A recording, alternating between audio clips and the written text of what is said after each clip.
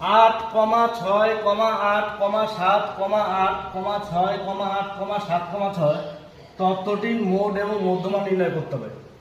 তাহলে এখানে মোড হচ্ছে সব থেকে বেশি বার কি আছে, দেখো এখানে 8 একবার, 2 বার, 3 বার, 4, তাহলে 8 এখানে সব থেকে বেশি বার আছে, তাহলে এখানে মোড হবে আমাদের কত, 8।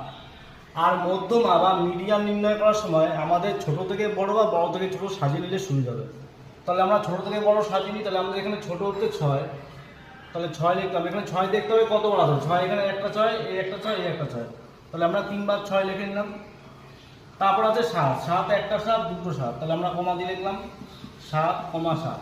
আর এখানে 8 4 বার আছে, তাহলে 8, 8, 8, 8। এবার আমাদের দেখতে হবে যে মোট কতগুলো এখানে আছে, 1টা 2টো 3টে 4টে 5টা 6টা 7টা 8টা 9টা। তাহলে 9টা থাকলে আমরা 2 পাশ থেকে 4টে 4টে করে বাদ দিয়ে দেবো, তাহলে মাঝখানে যেটা পড়ে যাচ্ছে, তাহলে এই দিক থেকে আমরা 4টা বাদ দেবো আর এই দিক থেকে আমাদের 4টে বাদ দিয়ে দেবো, তাহলে আমাদের মাঝখানে কী পড়ে থাকলো, 7। তাহলে এই 7টা হচ্ছে আমাদের এখানে মধ্যমা বা মিডিয়ান। তাহলে তোমরা নিচের অঙ্কটা কমেন্ট করে বলো কত উত্তর হবে।